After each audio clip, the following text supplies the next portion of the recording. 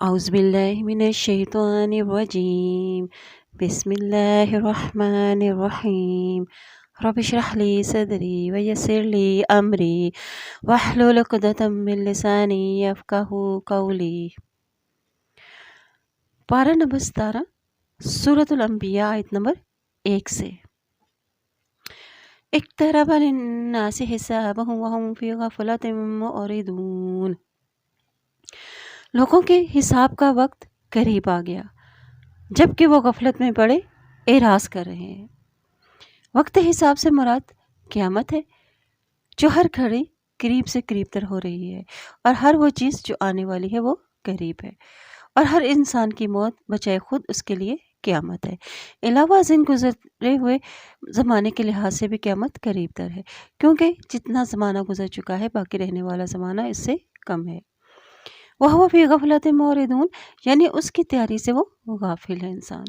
दुनिया की ज़ीनतों में गुम है और मौत की तैयारियों से गाफिल है, ईमान के तकाज़ों से बेखबर है। इन्हें इसकी कोई फ़िक्र नहीं। सूरत का आगाज़ क़यामत के तज़किरे के साथ है जिससे इंसान गाफिल है और यही गफलत उसकी तबाही और बर्बादी का बायस है क्योंकि इस गफलत के बायस मुशरिकीन मक्का नबी सल्लल्लाहु अलैहि वसल्लम के पैगाम नबूवत को मनगढ़ंत कहावतें और शायरी करार दे रहे हैं। उनका नज़रिया यह है कि आप सल्लल्लाहु अलैहि वसल्लम अपनी जिस्मानी साख्त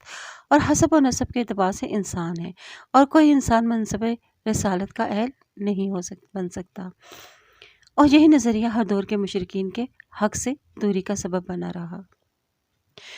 मा यअतिहिम मिन ज़िक्रिन मिन रब्बिहिम मुहदसिन इल्ला इस्तमअूहु वहुम यलअबून। उनके रब की तरफ से उनके पास जो भी नई नसीहत आती है वो उसे खेलते कूदते यानी हंसी मजाक ही करते और सुनते हैं। मिन ज़िक्र से यानी नई बात, याद दहानी, कुरान और नसीहत यानी कुरान जो हस्बे हालात और ज़रूरियात नया नया उतरता रहता है वो खर्चा उनकी नसीहत के लिए उतरता है, लेकिन वो इस तरह से सुनते हैं कि जैसे वो खेल और मजाक कर रहे हों, यानी इसमें वो गौर फिक्र नहीं करते। उनके हालात में कोई भी तब्दीली नहीं आती क्योंकि उनके दिल आखिरत से गाफिल हैं और उन ज़ालिमों ने चुपके सरगोशियाँ की कि ये रसूल तुम जैसा एक बशरी ही तो है, क्या फिर तुम देखते भालते नहीं कि इसके कि जादू में फंसते हो। रसूल ने कहा कि मेरा रब आसमान और ज़मीन में हर बात जानता है और वो सब कुछ सुनता और देखता है और इससे हमारे पास कोई ऐसी निशानी, और बल्कि उन्होंने कहा ये उड़ते ख्वाब है, बल्कि उसने झूठ कर लिया है, बल्कि वो शायर है, वरना इसे हमारे पास कोई ऐसी निशानी लानी चाहिए जैसे कि पहले रसूल भेजे गए थे। और इनसे पहले कई बस्तियाँ थी जिसे हमने हलाक किया, ईमान नहीं लाई थी। और ए नबी, आपसे पहले भी हमने जितने भी रसूल भेजे वो सब मर्द ही थे, यानी तमाम नबी मर्द इंसान थे, ना कोई गैर इंसान कभी नबी आया और नहीं गैर मर्द। गोया नबूवत इंसानों के साथ, इंसानों में भी मर्दों के साथ ही ख़ास रही है और इनकी तरफ हम वही करते थे। चुनांचे अगर तुम खुद नहीं जानते तो अहले ज़िक्र यानी अहले किताब से पूछ लो। और हमने इन नबियों के ऐसे जिस्म नहीं बनाए कि वो खाना ना खाते हों और ना ही वो हमेशा रहने वाले थे। फिर हमने उन रसूलों से वादा सच्चा कर दिखाया, चुनांचे हमने उनको और जिसे हमने चाहा निजात दी और हमने इसराफ करने वालों को हलाक कर दिया। यहाँ नबियों से किया हुआ वादा क्या था कि तुम ही गालिब रहोगे और तुम्हें ही निजात मिलेगी। ये वादा अल्लाह ताला ने सच कर दिखाया और वादे के मुताबिक नबियों को और अहले ईमान वालों को निजात अता की गई और हद से तजावज़ करने वालों को यानी कुफ़ार और मुशरिकीन को हमने हलाक कर दिया। अंज़लना इलैकुम किताबन फ़ीहि ज़िक्रुकुम अफ़ला तअक़िलून। लक़द अंज़लना इलैकुम किताबन फ़ीहि ज़िक्रुकुम अफ़ला तअक़िलून वकम क़मस्ना मिन क़रयतिन कानत ज़ालिमतन वअंशअना बअदहा क़ौमन आख़रीन। बिलाशुबा हमने तुम्हारी तरफ एक किताब नाज़िल की है, इसमें तुम्हारा ही ज़िक्र है। क्या फिर भी तुम नहीं समझते? और हमने कितनी ही बस्तियाँ तहस नहस कर दी जो जालिम थी और उसके बाद दूसरी कौमें उठा खड़ी कर दी। फिर जब انہوں نے ہمارے عذاب کی آہٹ محسوس کی تو وہ لوگ وہاں سے بھاگنے لگے، اور ان سے کہا گیا کہ مت بھاگو، لوٹ آؤ جہاں تمہیں سامان عیش و عشرت دیا گیا تھا، اور اپنے مکانات یعنی محلات کی طرف، تاکہ تم سے سوال کیا جائے۔ لعلکم تسألون، یعنی عذاب کے بعد تمہارا حال پوچھا جائے گا کہ تم پر کیا بیتتی، کس طرح بیتتی اور کیسی بیتی ہے۔ یہ سوال بطور طنز اور مذاق کے ہیں، ورنہ ہلاکت کے سکنجے میں کس جانے کے بعد وہ جواب دینے کی پوزیشن میں ہی کب رہیں گے۔ اور وہ کہنے لگے، ہائے ہماری کم بختی کہ بے شک ہم ہی ظالم تھے۔ پھر یہی رہی ان کی پکار، حتیٰ کہ ہم نے انہیں کٹی فصل اور بجھی راکھ جیسا بنا دیا، اور ہم نے آسمان و زمین کو اور جو کچھ بھی ان کے مابین ہے کھیلتے ہوئے بے مقصد نہیں پیدا کیا، بلکہ آسمان و زمین کی تخلیق میں انسانوں کے لیے قدرت کی نشانیاں ہیں کہ وہ اس سے وہ سبق سیکھیں اور جان لیں کہ کائنات کا خالق اور مدبر صرف ایک اللہ ہی کی ذات ہے۔ اگر ہم یوں ہی سامان تفریح بنانا چاہتے اور اگر ہم نے یہی کچھ کرنا ہوتا تو اپنے پاس ہی سے یہی کچھ کر لیتے، بلکہ ہم حق کو باطل پر پھینک مارتے ہیں تو وہ اس کا سر پھوڑ دیتا ہے، پھر یکایک وہ باطل ملیا میٹ ہو جاتا ہے، اور تمہارے لیے ان باتوں کی وجہ سے ہلاکت ہے اور جو تم بناتے ہو۔ یعنی تخلیقی کائنات کا ایک مقصد بتایا گیا ہے کہ یہاں حق کو باطل کی جو مار کا آرائی ہے اور خیر و شر کے درمیان جو تصادم ہے، اس میں ہم حق اور خیر کو غالب اور باطل اور شر کو مغلوب کریں گے۔ چنانچہ ہم نے حق کو باطل پر، سچ کو جھوٹ پر اور خیر کو شر پر دے مارا، جس سے حق کو غالب کر دیا جاتا ہے اور باطل کو مٹا دیا جاتا ہے۔ وَلَهُ مَا فِي السَّمَاوَاتِ وَالْأَرْضِ وَمَنْ عِندَهُ لَا يَسْتَكْبِرُونَ عَنْ عِبَادَتِهِ وَلَا يَسْتَحْسِرُونَ، اور اسی کے لیے ہے جو کچھ آسمان و زمین میں ہے اور جو فرشتے اس کے پاس ہیں، وہ اس کی عبادت کرنے میں تکبر نہیں کرتے اور نہیں اکتاتے ہیں، وہ رات اور دن اس کی تسبیح کرتے ہیں اور سست نہیں پڑتے۔ کیا انہوں نے زمین میں ایسے معبود بنا لیے ہیں جو مردوں کو زندہ کر دیں گے؟ اور اگر ان دونوں یعنی زمین و آسمان میں اللہ کے سوا کئی اور معبود ہوتے تو یہ دونوں ہی تباہ ہو جاتے۔ چنانچہ اللہ عرش کا رب اور ان باتوں سے پاک ہے جو وہ مشرک بیان کرتے ہیں۔ یعنی اگر زمین اور آسمان میں دو معبود ہوتے اور دونوں کا ارادہ اور شعور اور مرضی کارفرما ہوتی تو یہ نظام کائنات اس طرح قائم نہیں رہ سکتا تھا، بلکہ سارا نظام بگڑ جاتا۔ دونوں کے اختیارات ایک دوسرے کے مخالف سندیں استعمال ہوتے رہتے۔ لا یسأل عما یفعل وہم یسألون، اور جو کچھ کرتا ہے اس کے بابت اس سے سوال نہیں کیا جا سکتا، جبکہ ان لوگوں سے پاس پرس ہوگی کہ انہوں نے اللہ کے سوا اور معبود بنا لیے ہیں۔ کہہ دیجئے تم اپنی دلیل لاؤ، یہ توحید ہی میرے ساتھیوں کا ذکر ہے اور مجھ سے پہلوں کا بھی ذکر ہے، بلکہ ان میں سے اکثر حق کا علم نہیں رکھتے، لہٰذا وہ اس سے منہ پھیر لیتے ہیں۔ وَمَا أَرْسَلْنَا مِن قَبْلِكَ مِن رَّسُولٍ إِلَّا نُوحِي إِلَيْهِ أَنَّهُ لَا إِلَٰهَ إِلَّا أَنَا فَاعْبُدُونِ،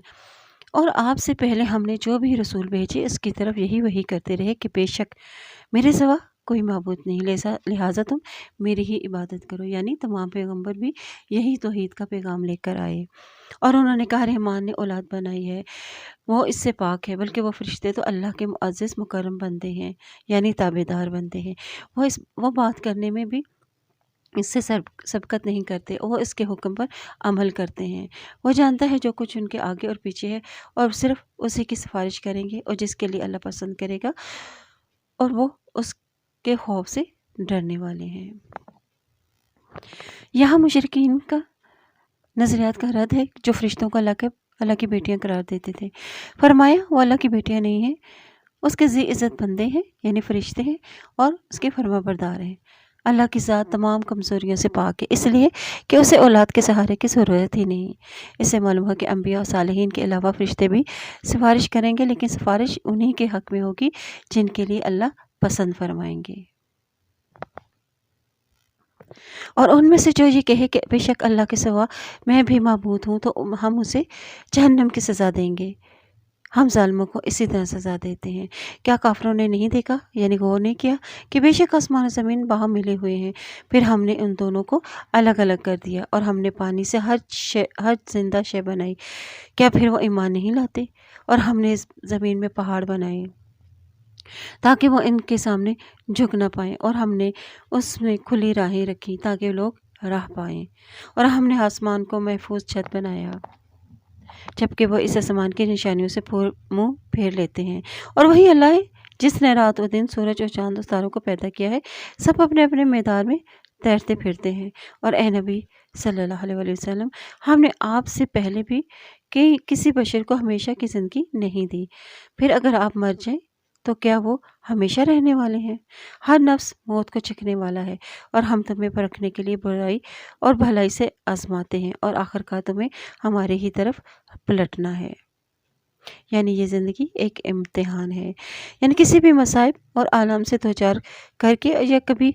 دنیاوی وسائل کی فراوانی سے بہرور کر کے، یا کبھی صحت اور فراخی کے ذریعے سے، اور کبھی تنگی اور بیماری کے ذریعے سے، اور کبھی فکر و فاقہ میں مبتلا کر کے ہم آزماتے ہیں، تاہم ہم دیکھیں کہ شکر گزار کون کرتا ہے اور ناشکری کون کرتا ہے، صبر کون کرتا ہے اور ناصبری کا مظاہرہ کون کرتا ہے۔ شکر اور صبر یہ رضائے الہی ہے، اور کفران نعمت اور ناصبری غضب الہی کا موجب بنتا ہے۔ اور جب کافر آپ کو دیکھتے ہیں تو وہ آپ کو مذاق ہی کا نشانہ بناتے ہیں اور کہتے ہیں کہ کیا یہی ہے جو تمہارے معبودوں کا ذکر کرتا ہے، جبکہ وہ خود رحمان کے ذکر کے منکر ہیں۔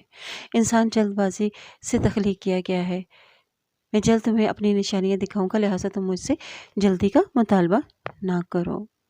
خلق الانسان من اجل، یعنی یہ کفار کا مطالبہ ہے کہ عذاب کے جواب میں ہے، چونکہ انسان کی فطرت میں جلد بازی ہے، اس لیے وہ پیغمبروں سے بھی جلدی جلدی مطالبے کرنے لگتے ہیں، اور کہتے ہیں کہ اپنے رب سے کہو کہ ہم پر فوراً عذاب نازل کر دے۔ اللہ تعالیٰ نے فرمایا جلدی مت کرو، ان قریب اپنی نشانیاں یعنی عذاب دکھائیں گے۔ اور وہ مسلمان کہتے ہیں اگر تم سچے ہو تو یہ عذاب یا قیامت کا وعدہ کب پورا ہوگا؟ یہ وہ مسلمانوں سے کہتے تھے۔ کاش کافر اس وقت کو جان لیں جب وہ اپنے چہرے سے آنکھ نہیں ہٹا سکیں گے، اور نہ ہی اپنی پشتوں سے، اور نہ ہی ان کی کوئی مدد کی جائے گی، بلکہ وہ قیامت اچانک ہی انہیں آ لے گی اور وہ ان کے ہوش کھو دے گی، اور پھر وہ اسے ٹال نہ سکیں گے، اور نہ ہی انہیں مہلت دی جائے گی۔ اے نبی صلی اللہ علیہ وسلم، بلا شبہ آپ سے پہلے بھی رسولوں سے مذاق کیا گیا، پھر ان سے جن لوگوں نے مذاق اڑایا انہیں اس عذاب نے گھیر لیا جس کا وہ مذاق اڑاتے تھے۔ اور کہہ دیجئے رات اور دن میں کون تمہاری نگہبانی کرتا ہے رحمان کے عذاب سے، بلکہ وہ اپنے رب کے ذکر سے منہ موڑتے ہیں۔ نبی پاک صلی اللہ علیہ وسلم کو تسلی دی جا رہی ہے کہ مشرکین کی تکذیب سے بد دل نہ ہوں، یہ کوئی نئی بات نہیں ہے، آپ سے پہلے بھی پیغمبروں کے ساتھ یہی معاملہ کیا گیا ہے، بالآخر پھر وہ عذاب الہی سے ایسی قومیں تباہ و برباد ہو گئی۔ ام لہم آلہۃ تمنعہم من دوننا لا یستطیعون نصر انفسہم ولا ہم منا یصحبون، کیا ہمارے سوا ان کے کوئی اور معبود ہے جو انہیں بچاتے ہوں؟ تو وہ خود ہی اپنی مدد بھی نہیں کر سکتے، اور نہ ہی وہ ہم سے عذاب سے محفوظ کر سکتے ہیں، بلکہ ہم نے انہیں اور ان کے باپ دادا کو فائدہ ہی دیا، حتیٰ کہ ان پر طویل مدت گزر گئی۔ کیا پھر وہ نہیں دیکھتے کہ بے شک ہم زمین کو اس کے اطراف سے گھٹاتے آتے ہیں، کفر سمٹ رہا ہے، کیا پھر بھی وہی غالب آنے والے ہیں؟ یعنی یہی بات اللہ نے اس سے قبل سورۃ رعد میں بھی بیان کی فرمائی ہے کہ کیا وہ نہیں دیکھتے کہ ہم کفر کی زمین کو ان کے کناروں سے گھٹاتے چلے آ رہے ہیں، یعنی اسلام پھیل رہا ہے اور اللہ کے حکم سے کوئی اس کے احکام پیچھے ڈالنے والا نہیں، وہ جلد حساب لینے والا ہے۔ اور زمین کو گھٹانے کا مطلب ہے کہ عرب کی سرزمین مشرکین پر بتدریج تنگ ہو رہی ہے اور اسلام کو غلبہ اور عروج حاصل ہو رہا ہے۔ قل انما انذرکم بالوحی ولا يسمع الصم الدعاء اذا ما ينذرون، اور کہہ دیجئے بس میں تو تمہیں وحی کے ذریعے سے ڈراتا ہوں، اور بہرے پکار کو نہیں سنتے جب انہیں ڈرایا جائے۔ यानी कुरान सुनाकर उन्हें वाज़ और नसीहत कर रहा हूँ, यही मेरी ज़िम्मेदारी और मनसब है। लेकिन जिन लोगों के कानों को अल्लाह ताला ने हक़ के सुनने से बहरा कर रखा है, आँखों पर पर्दा डाल रखा है और दिलों पर मोहर लगा दी है, उन पर इस कुरान का वाज़ और नसीहत का कोई असर नहीं होता। और अलबत्ता अगर आपके रब के अज़ाब का एक हल्का सा झोंका भी छू जाए तो वो ज़रूर कहेंगे कि हाय हमारी कमबख्ती, बिलाशुबा हम ही ज़ालिम थे। यानी अज़ाब का एक हल्का सा झोंका उन्हें पहुँचता है तो पुकारते हैं और इतराफ़ ज़ुल्म करने लग जाते हैं। और हम क़यामत के दिन इंसाफ के तराजू रखेंगे, जिस फिर किसी शख्स पर कोई जुल्म ना होगा। अगर राई के दाने के बराबर भी अमल होगा तो हम इसे तौलने के लिए ले आएंगे और हम हिसाब करने वाले काफ़ी हैं। यानी क़यामत के दिन इंसाफ का तराजू होगा। अगर किसी शख्स के राई के दाने के बराबर भी जुल्म किया होगा तो उसे उसका हिसाब देना होगा। और यकीनन हमने मूसा अलैहिस्सलाम और हारून अलैहिस्सलाम को फुरकान, तौरात और रोशनी अनायत की और इन मुत्तकियों के लिए नसीहत दी, और जो अपने रब से बिन देखे डरते हैं और वो क़यामत से भी डरते रहते हैं। और ये कुरान की बाबरकत ज़िक्र है जिसे हमने नाज़िल किया, फिर तुम इसके मुनकिर हो। और बिलाशुबा इससे भी पहले हमने इब्राहीम अलैहिस्सलाम को इसकी दानाई दी थी और हम इसे खूब जानने वाले हैं। और जब इसने अपने बाप और अपनी कौम से कहा, क्या है मूर्तियाँ जिनसे तुम लगे बैठे हो? वो कहने लगे, हमने अपने बाप दादा को इन्हीं की इबादत करते हुए पाया। यानी जिस तरह आज की जहालत में फंसे हुए मुसलमानों को बिदअत और रसूमात और जाहिलियत से रोका जाता है, तो वो यही जवाब देते हैं कि हम इन्हें किस तरह छोड़ सकते हैं, जबकि हमारे बाओ अजदाद भी यही कुछ करते चले आए हैं। और यही वो जवाब देते हैं, तो हम भी ऐसा ही करते हैं। इब्राहीम अलैहिस्सलाम ने कहा, बिलाशुबा तुम और तुम्हारे बाप दादा खुली गुमराही में पड़े हुए हो। उन्होंने कहा, क्या तू हमारे पास हक लाया है या तू खेल करने वालों में से है? इब्राहीम अलैहिस्सलाम ने जवाब दिया, बल्कि तुम्हारा रब आसमान और ज़मीन का रब है जिसने उन्हें पैदा किया है, और मैं इस पर तुम्हारे सामने गवाही देता हूँ। और अल्लाह की कसम, तुम्हारे जाने के बाद मैं ज़रूर तुम्हारे बुतों का इलाज करूँगा, यानी उनकी खूब खबर लूँगा। चुनांचे उसने उनके बड़े बुत को छोड़कर बाकी सब बुतों को टुकड़े टुकड़े कर डाला ताकि वो इसकी तरफ रजू करें। फिर वो कहने लगे कि किसने हमारे बुतों का ये हाल किया? बिलाशुबा वो ज़रूर ज़ालिमों में से हैं। चुनांचे जिस दिन वो अपनी ईद या किसी जश्न मनाते हैं, सारी कौम इसके लिए बाहर चली गई और इब्राहीम अलैहिस्सलाम ने मौका को गनीमत जाना और उनके बुतों को तोड़ फोड़ दिया, सवाए एक बड़े बुत को, उसे छोड़ दिया। बाज़ कहते हैं कि कुल्हाड़ी इसके हाथ में पकड़ा दी ताकि वो इससे पूछें। जब वो वापस आए तो देखा कि माबूद तो टूटे पड़े हैं, तो कहने लगे, ये तो कोई बहुत ही बड़ा जालिम शख्स है जिसने ये हरकत की है। बाज़ कहने लगे, हमने तो एक नौजवान को इनका जिक्र करते हुए सुना है और उसे इब्राहीम कहा जाता है। उन्होंने कहा, फिर तुम इसे लोगों के सामने ले आओ ताकि वो देखें। उन्होंने पूछा, ए इब्राहीम अलैहिस्सलाम, क्या तूने हमारे माबूदा का ये हाल किया है? इस पर इब्राहीम अलैहिस्सलाम ने कहा, नहीं, बल्कि ये काम इनके इस बड़े ने किया है, यानी जो बड़ा बुत छोड़ दिया था। लिहाजा तुम इससे पूछ लो अगर वो बोलते हैं। यानी एक हदीस में है कि हज़रत इब्राहीम अलैहिस्सलाम से मंसूब 3 झूठों का जिक्र है, जिनमें से एक ये है। रसूलुल्लाह सल्लल्लाहु अलैहि वसल्लम ने फरमाया कि इब्राहीम अलैहिस्सलाम ने अपनी अहलिया सारा के साथ हिजरत की और रास्ते में एक जालिम बादशाह था। इसने इब्राहीम अलैहिस्सलाम को पैगाम भेजा कि सारा को इसके पास भेज दे। चुनांचे जब इब्राहीम अलैहिस्सलाम ने सारा को बादशाह के पास भेज दिया तो वो इसकी तरफ बदी की नीयत से बढ़ा, लेकिन सारा ने उठकर वज़ू किया और नमाज अदा की और अर्ज़ किया, या अल्लाह, मैं तुझ पर और तेरे रसूल पर ईमान लाई हूँ, और तो इस काफिर को मुझ पर मुसल्लत ना होने दे। तो वह बादशाह बेहोश होकर ज़मीन पर गिर पड़ा और अपनी टांगें ज़मीन पर रगड़ने लग गया। इसने 3 मरतबा ऐसा ही किया और हर मरतबा इसका यही हशर हुआ। बिलाखिर इसने हज़रत सारा रज़ियल्लाहु अन्हा को छोड़ दिया और हज़रत इब्राहीम अलैहिस्सलाम ने इस मौका पर अपनी बीवी सारा को अपनी बहन कहा था, और ये तो एक मकसद दीनी बहन था। इसी तरह 2 और मौक़ों पर भी आपने फरमाया कि इसमें से इस वक्त जब कि मैं बीमार हूँ, और दूसरा जिसका जिक्र आयत में ज़ेर बहस है। ये तीनों बातें कनाया से की किस्म में है, लेकिन हदीस में इन्हें इनकी ज़ाहिरी शक्ल के एतबार से झूठ कहा गया है, हकीकत में ये झूठ नहीं था। हज़रत इब्राहीम अलैहिस्सलाम ने ये सब कुछ इसलिए किया ताकि वो उन्हें शऊर और एहसास दिलाना चाहते थे। پھر انہوں نے اپنے دل میں سوچا تو باہم کہنے لگے بے شک تم ہی ظالم ہو۔ پھر وہ شرمندگی کے مارے اپنے سر ڈال کر اوندھے ہو رہے اور کہا بلا شبہ تم جانتا ہے کہ یہ بت بولتے نہیں۔ ابراہیم علیہ السلام نے کہا کیا پھر تم اللہ کے سوا ان کی عبادت کرتے ہو جو تمہیں کچھ بھی نفع نہیں دے سکتے اور نہ ہی تمہیں نقصان دے سکتے ہیں؟ تو پھر تم پر اور ان پر جن کی تم اللہ کے سوا عبادت کرتے ہو، کیا پھر تم عقل نہیں رکھتے؟ انہوں نے کہا اگر تم نے کچھ کرنا ہے تو ابراہیم علیہ السلام کو جلا دو اور اپنے معبود کی مدد کرو۔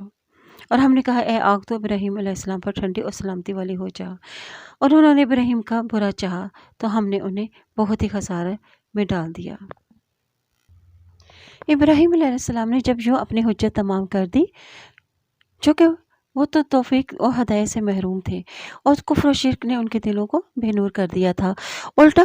انہوں نے ابراہیم علیہ السلام کے خلاف سخت اقدام کرنے پر آمادگی ظاہر کی اور انہیں آگ میں چھونک دینے کی تیاری شروع کر دی۔ چنانچہ آگ کا ایک بڑا ہی الاؤ تیار کیا گیا اور اس میں حضرت ابراہیم علیہ السلام کو پھینک دیا گیا، لیکن اللہ تعالیٰ نے آگ کو حکم دیا کہ ابراہیم علیہ السلام پر بردن یعنی ٹھنڈی ہو جا، وہ سلامن اور سلامتی والی ہو جا۔ علماء کہتے ہیں کہ اگر اللہ ٹھنڈی کے ساتھ سلامتی نہ فرماتا تو اس کی ٹھنڈک ابراہیم علیہ السلام کے لیے ناقابل برداشت ہو جاتی۔ بہرحال یہ بہت بڑا معجزہ تھا جو آسمان سے باتیں کرتی ہوئی دہکتی آگ گل و گلزار بن جانے کی صورت میں حضرت ابراہیم علیہ السلام کے لیے اللہ کی مشیت سے ظاہر ہوا۔ اسی طرح اللہ اپنے بندوں کو دشمنوں کی سازشوں سے بچا لیتا ہے۔ انہوں نے ابراہیم علیہ السلام کا برا چاہا تھا تو ہم نے انہیں ہی بہت خسارے میں ڈال دیا اور ہم نے اسے یعنی ابراہیم علیہ السلام اور لوط علیہ السلام کو اس سرزمین کی طرف نجات دی جس میں ہم نے اہل عالم کے لیے برکتیں رکھی تھیں، اور ہم نے اسے حضرت اسحاق علیہ السلام بخشا اور حضرت یعقوب علیہ السلام مزید دیا اور ہر ایک کو ہم نے صالح بنایا۔ وَجَعَلْنَاهُمْ أَئِمَّةً يَهْدُونَ بِأَمْرِنَا وَأَوْحَيْنَا إِلَيْهِمْ فِعْلَ الْخَيْرَاتِ وَإِقَامَ الصَّلَاةِ وَإِيتَاءَ الزَّكَاةِ وَكَانُوا لَنَا عَابِدِينَ۔ اور ہم نے انہیں امام بنایا اور وہ ہمارے حکم سے لوگوں کو راہ ہدایت بتاتے تھے، اور ہم نے ان پر نیکیاں کرنے، نماز قائم کرنے اور زکوٰۃ دینے کی وحی کی، اور وہ ہمارے عبادت گزار تھے۔ اس آیت میں انبیاء کرام کی صفات بیان کی جا رہی ہیں اور انہی صفات کی وجہ سے اس سورت کا نام بھی الانبیاء ہے۔ اگر انسان نیک ہو تو اس کی نیکی اگلی نسلوں تک جاتی ہے، اور ہم نے حضرت لوط علیہ السلام کو حکمت، نبوت اور علم دیا، اور ہم نے اسے اس بستی سے نجات دی جس کے باشندے بدکاریاں کرتے تھے۔ بلا شبہ وہ بہت برے اور نافرمان تھے، اور ہم نے اس یعنی لوط علیہ السلام کو اپنی رحمت میں داخل کیا، اور بے شک وہ صالحین میں سے تھے۔ اور نوح علیہ السلام کو یاد کریں، جب ان سب انبیاء سے پہلے اس نے ہمیں پکارا تو ہم نے اس کی دعا قبول کی، چنانچہ ہم نے اسے اور اس کے اہل مومنوں کو بہت بڑے غم سے نجات دی۔ من کرب العظیم یعنی سخت تکلیف سے، یعنی قوم کا نافرمانی اور مایوسی اور ایمان نہ لانا، اور ہم نے اس قوم کے خلاف اس کی مدد کی جس نے ہماری آیات کو جھٹلایا تھا، اور بے شک وہ بڑے برے لوگ تھے، لہٰذا ہم نے ان سب کو غرق کر دیا۔ اور یاد کریں حضرت داؤد علیہ السلام اور حضرت سلیمان علیہ السلام کو جب وہ دونوں اس کھیتی کی بابت فیصلہ کر رہے تھے جسے رات کو ایک قوم کی بکریاں چر گئی تھیں، اور ہم ان کے فیصلے پر شاہد تھے، چنانچہ ہم نے وہ فیصلہ سلیمان علیہ السلام کو سمجھا دیا، اور ہر ایک کو ہم نے حکم اور علم دیا، اور ہم نے حضرت داؤد علیہ السلام کے ساتھ پہاڑ اور پرندے مسخر کیے تھے، وہ تسبیح کرتے تھے اور یہ ہم ہی کرنے والے تھے۔ مفسرین نے یہ قصہ کچھ اس طرح بیان فرمایا ہے کہ ایک شخص کی بکریاں دوسرے شخص کے کھیت میں جا گھسیں اور اس کی کھیتی پر چر گئیں، اور حضرت داؤد علیہ السلام نے جو پیغمبر ہونے کے ساتھ ساتھ حکمران بھی تھے فیصلہ دیا کہ بکریاں کھیت والا لے لے تاکہ اس کے نقصان کی تلافی ہو جائے۔ حضرت سلیمان علیہ السلام نے اس فیصلے سے اختلاف کیا اور یہ فیصلہ دیا کہ بکریاں کچھ عرصے کے لیے کھیتی کے مالک کو دے دی جائیں اور وہ کھیت کو پہلی حالت میں صحیح حالت میں کر دے تو کھیتی کھیت والے کو اور بکریاں بکری والے کو واپس کر دی جائیں گی۔ پہلے فیصلے کے مقابلے میں دوسرا فیصلہ اس لحاظ سے بھی زیادہ بہتر تھا کہ اس میں کسی کو بھی اپنی چیز سے محروم نہیں ہونا پڑا۔ تاہم اللہ نے حضرت داؤد علیہ السلام کی بھی تعریف کی اور فرمایا کہ ہم نے ہر ایک کو یعنی حضرت داؤد علیہ السلام اور حضرت سلیمان علیہ السلام کو علم اور حکمت سے نوازا ہے۔ وَسَخَّرْنَا مَعَ دَاوُودَ الْجِبَالَ وَيُسَبِّحْنَ وَالطِّيرَ، یعنی حضرت داؤد علیہ السلام کی تسبیح کے ساتھ ساتھ پہاڑوں کا بھی تسبیح پڑھنا ہے اور پرندے بھی پرسوز آواز سن کر اللہ کی تسبیح بیان کرنے لگے، اور ہم نے اسے تمہارے لیے ذرا کی سند سکھائی تھی تاکہ وہ تمہارے لیے لڑائی کی تکلیف میں تمہیں بچائے۔ پھر کیا تم شکر کرنے والے ہو؟ اور ہم نے سلیمان علیہ السلام کے لیے تند و تیز ہواؤں کو مسخر کر دیا،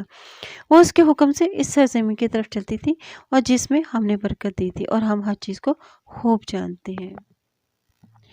یعنی لوہے کو ہم نے حضرت داؤد علیہ السلام کے لیے نرم کر دیا تھا،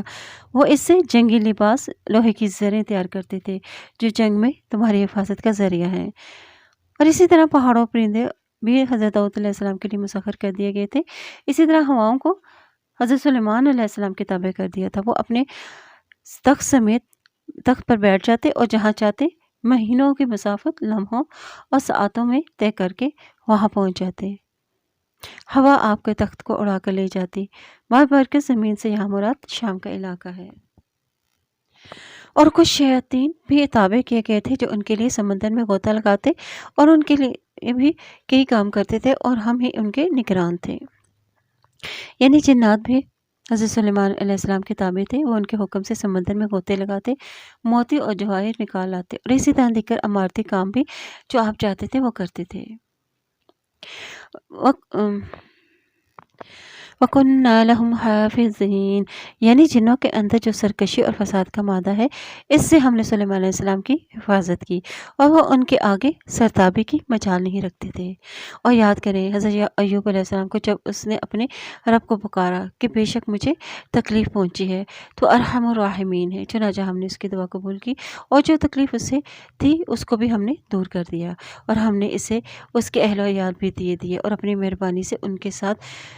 اتنے ہی اور بھی ادا کیے تاکہ یہ عبادت گزاروں کے لیے نصیحت ہو۔ قرآن مجید میں حضرت ایوب علیہ السلام کو صابر کہا گیا ہے۔ اس کا مطلب یہ کہ انہیں سخت آزمائشوں میں ڈالا گیا تھا جن میں انہوں نے صبر و شکر کا دامن ہاتھ سے نہیں چھوڑا۔ یہ آزمائشیں اور تکلیفیں کیا تھیں اس کی مسند تفصیل تو نہیں ملتی، تاہم قرآن کے انداز سے بیان سے معلوم ہوتا ہے کہ اللہ تعالیٰ نے انہیں مال و دولت، دنیا اور اولاد وغیرہ سے نوازا تھا۔ بطور آزمائش اللہ تعالیٰ نے یہ سب نعمتیں ان سے چھین لیں، حتیٰ کہ جسمانی صحت سے بھی محروم اور بیماریوں میں گھر کر رہ گئے۔ بالآخر کہا جاتا ہے کہ 18 سال کی آزمائشوں کے بعد بارگاہ الہی میں دعا کی اور اللہ تعالیٰ نے ان کی دعا قبول فرمائی، اور صحت کے ساتھ اللہ تعالیٰ نے انہیں مال و دولت پہلے سے بھی دگنا عطا کر دیا۔ اور حضرت اسماعیل علیہ السلام، حضرت ادریس علیہ السلام اور ذوالکفل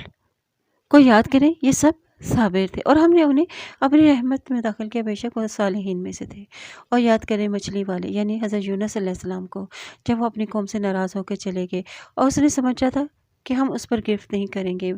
پھر اس نے ہمیں اندھیروں میں پکارا کہ تیرا سوا کوئی معبود نہیں، تو پاک ہے، بلا شبہ میں ہی ظالموں میں سے ہوں۔ چنانچہ ہم نے اس کی دعا قبول کی اور ہم نے اسے غم سے نجات دی، اور ہم اسی طرح مومنوں کو نجات دیتے ہیں۔ اور یاد کریں حضرت زکریا علیہ السلام کو، جب اس نے اپنے رب کو پکارا کہ اے میرے رب تو مجھے اکیلا نہ چھوڑ، اور تو ہی بہترین وارث ہے۔ چنانچہ ہم نے اس کی دعا قبول کی اور ہم نے اسے یحییٰ علیہ السلام عطا فرمائے، اور ہم نے اس کے لیے اس کی بیوی کو درست کر دیا۔ بے شک وہ انبیاء علیہ السلام نیکیوں میں جلدی کرتے اور ہمیں رغبت اور ڈر سے پکارتے تھے، اور وہ ہماری ہی نیاز مند تھے۔ واللتی احصنت فرجها فنفخنا فيها من روحنا وجعلناها وابنها آية للعالمين۔ اور اس عورت کو یاد کریں جس نے اپنی عفت و عصمت کی حفاظت کی تھی، پھر ہم نے اس میں اپنی روح پھونک دی اور اسے اور اس کے بیٹے عیسیٰ علیہ السلام کو اہل عالم کے لیے عظیم نشانی بنا دیا۔ یہ حضرت مریم علیہ السلام اور حضرت عیسیٰ علیہ السلام کا ذکر ہے یہاں، جو پہلے بھی گزر چکا ہے۔ اور بلا شبہ یہ تمہارا دین ایک ہی دین ہے اور میں تمہارا رب ہوں، لہٰذا تم میری ہی عبادت کرو۔ امتن واحدہ یعنی دین اور ملت سب کا ایک، یعنی تمہارا دین اور ملت ایک ہی ہے، اور وہ دین ہے دین توحید، جس کی دعوت تمام انبیاء نے دی، اور ملت اسلام ہے جو تمام انبیاء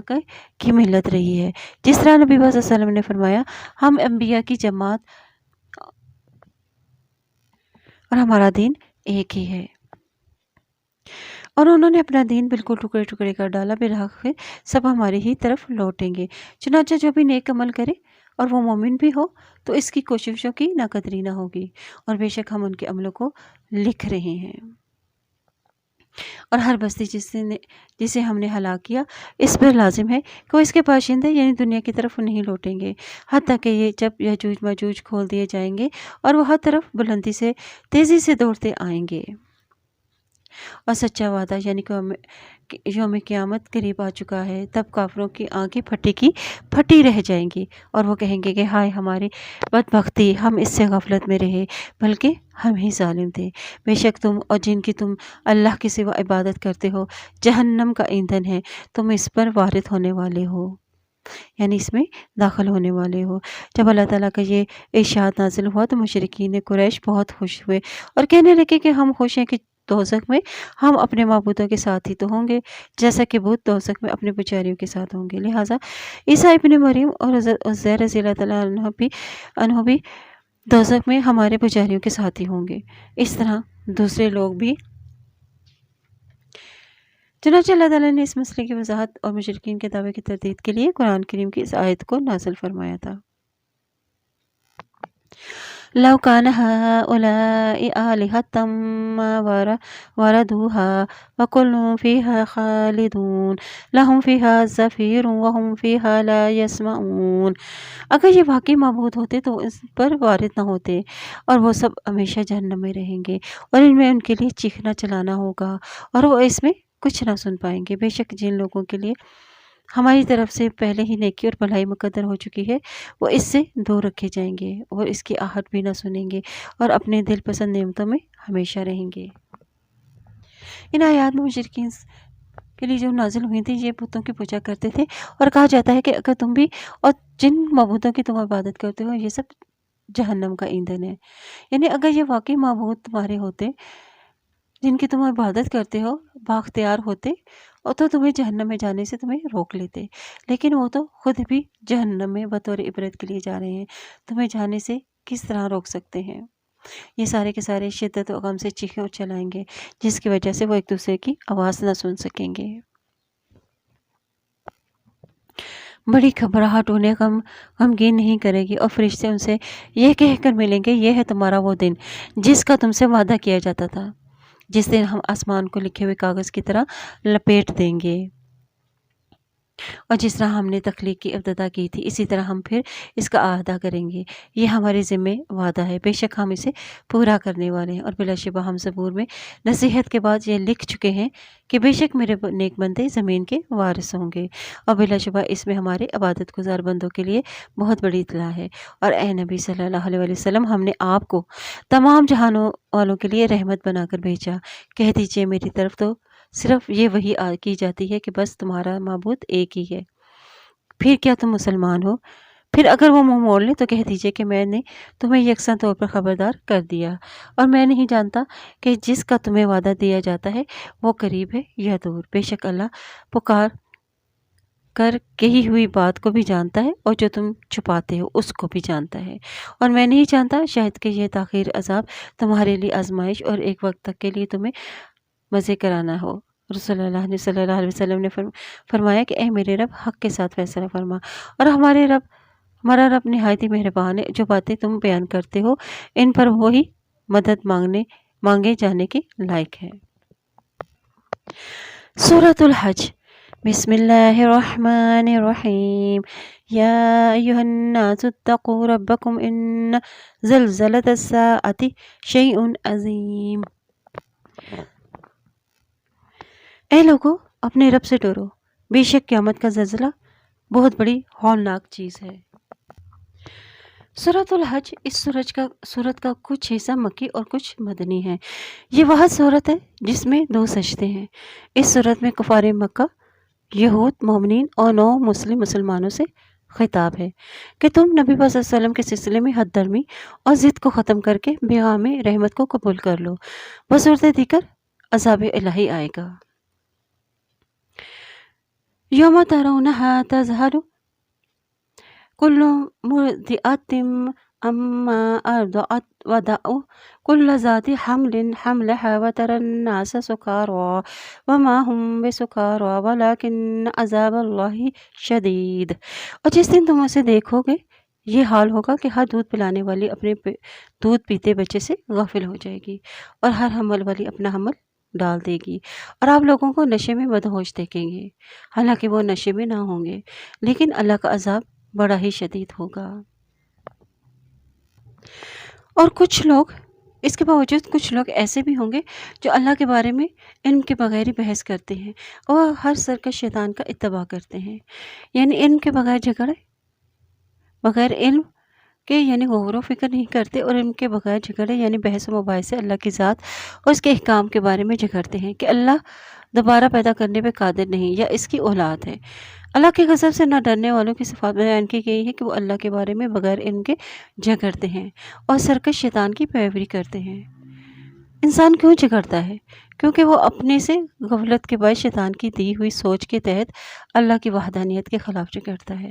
بغیر علم جھگڑنے کا اسے کیا نقصان ہوگا کہ وہ اپنے لیے غلط راستے کو اختیار کر لیتا ہے، جو اس کے لیے سراسر گھاٹے کا سودا ہے۔ اور اس کے بابت لکھ دیا گیا کہ بے شک جو کوئی اس سے دوستی کرے گا تو یقیناً وہ اسے گمراہ کرے گا اور دوزخ کے عذاب کی طرف لے جائے گا۔ اب شیطان کی تقدیر میں یہ بات لکھ دی گئی تھی کہ وہ جو بھی اسے اپنا ساتھی بنائے گا تو یقیناً وہ اسے بھٹکا دے گا۔ اب شیطان کی پیروی کرنے والوں کا انجام بتایا گیا ہے کہ وہ اس کو بھٹکا دے گا اور رہنمائی کرے گا اس کی جلنے والی آگ کی طرف۔ اور اے لوگو، اگر تم دوبارہ جی اٹھنے کے متعلق شک میں ہو تو تمہیں علم ہو جانا چاہیے کہ بلا شبہ ہم نے تمہیں مٹی سے پیدا کیا، پھر نطفے سے، پھر جمے ہوئے خون سے، پھر گوشت کے لوتھڑے سے، جو واضح شکل والا بھی ہوتا ہے اور غیر واضح یعنی ادھوری شکل والا بھی، تاکہ ہم تمہارے لیے اپنی قدرت و حکمت واضح کر دیں، اور ہم جس نطفے کے متعلق چاہیں اسے مقررہ مدت تک رحموں میں ٹھہراتے ہیں اور پھر تمہیں مکمل بچہ بنا کر نکالتے ہیں تاکہ تم اپنی جوانی کو پہنچو، اور تم میں سے کوئی فوت کر دیا جاتا ہے اور تم میں سے کوئی ناکارہ عمر کی طرف لٹایا دیا جاتا ہے تاکہ وہ جاننے کے بعد کچھ بھی نہ جانے۔ اور آپ دیکھتے ہیں کہ زمین بنجر اور خشک پڑی تھی، پھر جب ہم نے اس پر پانی نازل کیا تو اس نے حرکت کی اور لہلہا اٹھی اور پھولی، اور اس نے ہر طرح کی خوشنما نباتات اگا دی۔ یہ سب کچھ اس لیے ہے کہ بے شک اللہ تعالیٰ ہی حق ہے، اور بے شک وہی مردوں کو زندہ کرتا ہے، اور بے شک وہی ہر چیز پر خوب قادر ہے۔ وَأَنَّ السَّاعَةَ آتِيَةٌ لَا رَيْبَ فِيهَا وَأَنَّ اللَّهَ يَبْعَثُ مَن فِي الْقُبُورِ، اور یہ کہ بلا شبہ قیامت آنے والی ہے اور اس میں کوئی شک نہیں، اور بے شک اللہ ان کو اٹھائے گا جو قبروں میں پڑے ہیں۔ اور جو کچھ لوگ ایسے ہیں جو اللہ کے بارے میں بغیر علم، بغیر ہدایت اور بغیر روشن کتاب کے بحث کرتے ہیں، یعنی ان کے جھگڑے کی وجوہات بتا دی گئی ہیں کہ ان کے جھگڑے بغیر علم، بغیر رہنمائی اور ہدایت کے ہوتے ہیں، اور بغیر روشن کتاب یعنی دلیل کے بغیر وہ اللہ کے بارے میں جھگڑتے ہیں، اور تکبر کی وجہ سے حق سے پہلو تہی کرتے ہوئے تاکہ لوگوں کو اللہ کی راہ سے بہکائیں، اور اس کے لیے انجام کیا ہے کہ دنیا میں بھی رسوائی ہے اور یوم آخرت بھی ہم اسے جلا دینے والا عذاب چکھائیں گے۔ اب یہ عذاب ان پر کس وجہ سے تھا؟ کہا جائے گا کہ یہ اس کا بدلہ ہے جو تیرے دونوں ہاتھوں نے آگے بھیجا ہے، یعنی تمہارے برے اعمالوں نے، اور بے شک اللہ اپنے بندوں پر ظلم کرنے والا نہیں۔ اور لوگوں میں سے کوئی اللہ کی عبادت کرتا ہے عبادت کرتا ہے کنارے پر یعنی شک پر کرتا ہے، پھر اگر اسے بھلائی مل جاتی ہے تو اس پر مطمئن ہو جاتا ہے، اور اگر اسے کوئی آزمائش آ پڑتی ہے تو اپنے منہ کے بل الٹا پھر جاتا ہے۔ اس نے دنیا اور آخرت میں خسارہ اٹھایا، اور یہی کھلا خسارہ ہے۔ یہاں منافقین کے رویوں کا ذکر ہے جو دین کے بارے میں شک اور تذبذب کا شکار ہوتے تھے اور انہیں دین پر استقامت نصیب نہیں ہوئی۔ ان منافقین کو دین پر استقامت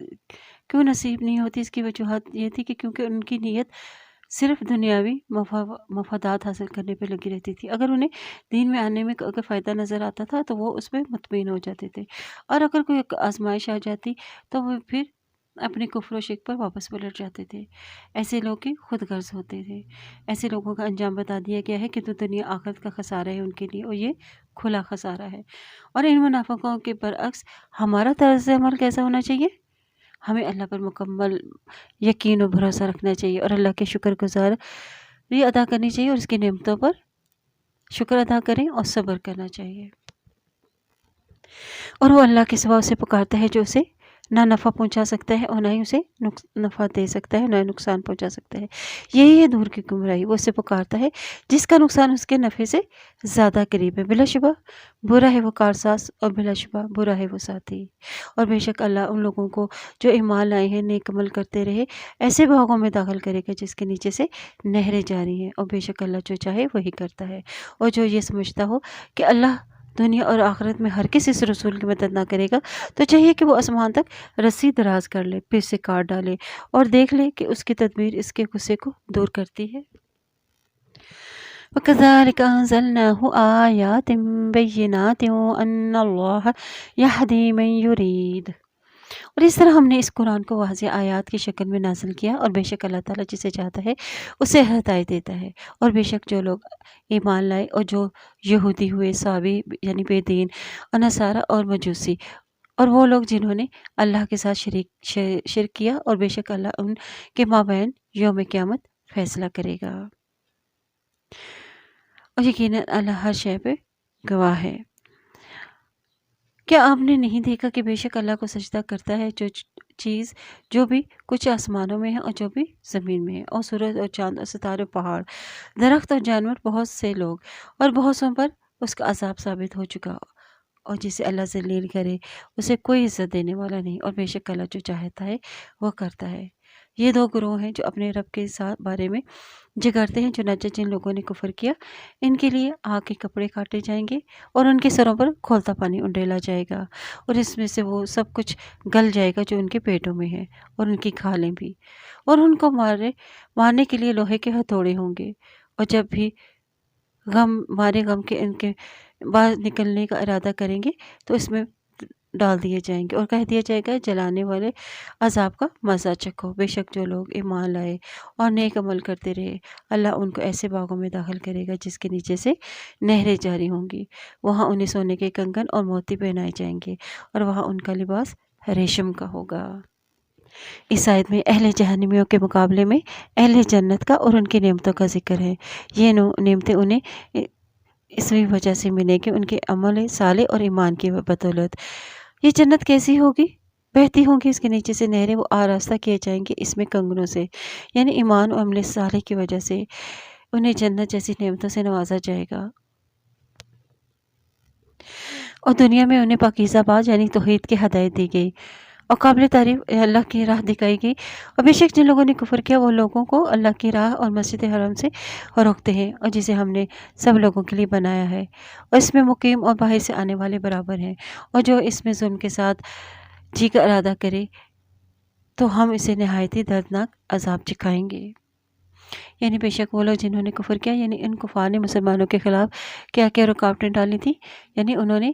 انہیں اللہ کے راستوں سے روکا، مسجد حرام سے روکا، وَيَصُدُّونَ عَن سَبِيلِ اللَّهِ، یعنی کفار نے سن 6 ہجری میں مسلمانوں کو مکہ جا کر حج و عمرہ کرنے سے روکا تھا، اور انہیں واپس حدیبیہ آنا پڑا تھا، اور انہیں ایمان لانے سے روکا، اور طرح طرح کی انہیں تکلیفیں بھی دی۔ اور والمسجد الحرام یعنی مسجد حرام، خانہ کعبہ، پورے حرم مسجد حرام کو تمام مسلمانوں کے لیے مساوی بنایا گیا ہے، اور جو کوئی ظلم کے ساتھ الحاد کرے یعنی کفر و شرک سے لے کر ہر قسم کے گناہ کے لیے ظلم کے ساتھ الحاد کرنے والوں کی سزا بتائی گئی ہے کہ ہم اسے دردناک عذاب چکھائیں گے، اور یہ بدلہ ہے گناہوں کے مرتکب ہونے والوں کا۔ اور مسجد الحرام کا تمام مسلمانوں کے لیے مساوی بنایا گیا، یعنی بلا تفریق ہر شخص عبادت کر سکتا ہے دن اور رات کسی بھی حصے میں، اور اجر و ثواب بھی برابر ہے، اس کی تعظیم بھی سب برابر ہے، اور سب کے لیے یہ مسجد برابر حیثیت رکھتی ہے۔ اور یاد کریں جب ہم نے ابراہیم علیہ السلام کے لیے بیت اللہ کی جگہ مقرر کر دی اور اسے حکم دیا کہ تو میرے ساتھ کسی شے کو شریک نہ کر، اور طواف کرنے والوں اور قیام کرنے والوں اور رکوع کرنے اور سجدہ کرنے والوں کے لیے میرا گھر پاک رکھ دے، اور لوگوں میں حج کا اعلان کر دے، اور وہ تیرے پاس ہر دور دراز راستے سے پیدل چل کر اور اونٹوں پر سوار ہو کر آئیں۔ یعنی اس حج میں اس میں حج کرنے کا حکم دیا گیا ہے کہ حج کی بڑی فضیلت ہے، جیسے کہ حدیث میں ہے کہ رسول اللہ صلی اللہ علیہ وسلم نے فرمایا کہ جس کسی نے اللہ کے لیے اس گھر یعنی بیت اللہ کا حج کیا، اس کی ادائیگی حج کے دوران میں، اور اس نے اپنی بیوی سے مباشرت کی، نہ کسی گناہ کا ارتکاب کیا، تو وہ اس بچے کی طرح گناہوں سے پاک ہو کر لوٹتا ہے جیسے ابھی اس کی ماں نے اسے جنم دیا ہو، اور تاکہ وہ اپنے منافع کے لیے حاضر ہوں، اور معلوم ایام ذبح کے وقت ان چھپائے مویشیوں پر اللہ کا نام پڑھیں اور جو اللہ نے انہیں دیے ہیں، پھر تم خود بھی ان کا گوشت کھاؤ اور کھلاؤ ہر بھوکے فقیر کو۔ پھر چاہیے کہ وہ اپنا میل کچیل دور کر لیں، اور چاہیے کہ اپنی نظریں پوری کریں، اور چاہیے کہ قدیم گھر یعنی بیت اللہ کا طواف کر بھی کریں۔ یہی حکم ہے، جو شخص اللہ کی حرمتوں کی تعظیم کرے تو یہ اس کے رب کے ہاں اس کے لیے بہت بہتر ہے، اور تمہارے لیے چھپائے حلال کیے گئے سوائے اس کے جو تمہیں سنائے جا چکے ہیں، لہٰذا تم بتوں کی گندگی سے بچو اور جھوٹی بات سے بھی بچو۔ حرمتوں سے مراد یہاں مناسک حج ہے، مطلب کہ ان کی اسی طرح ادائیگی ہے جس طرح بتلایا گیا ہے، یعنی ان کی خلاف ورزی کر کے ان حرمتوں کو پامال نہ کریں۔ فَهُوَ خَيْرٌ لَهُ عِنْدَ رَبِّهِ، یعنی تعظیم کرنے والوں کے حق میں بہتر ہے، اور اللہ کے ہاں اس کا درجہ بلند ہوگا۔ اور اس سے بچنے کو کیوں کہا گیا ہے فَاجْتَنِبُوا الرِّجْسَ، کیونکہ اللہ کو چھوڑ کر کسی اور کی عبادت یا اللہ کی ناراضگی کا باعث بنتا ہے، اور کسی اور کی عبادت کرنا اللہ کے سوا یہ بھی نجاست ہے۔ اور بتوں کی پرستش سے بچو کیونکہ یہ سب ناپاک کام ہے۔ اور کس چیز سے بچنے کو کہا گیا؟ وَاجْتَنِبُوا قَوْلَ الزُّورِ، یعنی شرک، ہر وہ بات جو حق سے ہٹی ہوئی ہو۔ شرک یعنی حلال و حرام اور اللہ اس کے رسول کی تعلیمات کو چھوڑ کر اس میں رد و بدل کرنا۔ جھوٹ کا سب سے بڑا نقصان کیا ہوگا کہ انسان کا پھر ایک دوسرے پر اعتماد نہیں رہتا، اور اللہ کے لیے یکسو ہو جاؤ، نہ کہ اس کے ساتھ شرک کرنے والے۔ اور جو کوئی اللہ کے ساتھ شرک کرے گا تو گویا وہ آسمان سے گر پڑا اور پھر اسے پرندے اچک لے جائیں یا ہوا کسی دور دراز جگہ لے جا کے پھینک دے۔ اور یہی حکم، اور جو شخص اللہ کی عظمت کی نشانیوں کی تعظیم کرے تو بلا شبہ یہ دلوں کے تقوی سے ہے، اور تمہارے لیے ان چوپایوں میں سے ایک مقررہ وقت تک منافع ہے، پھر ان کے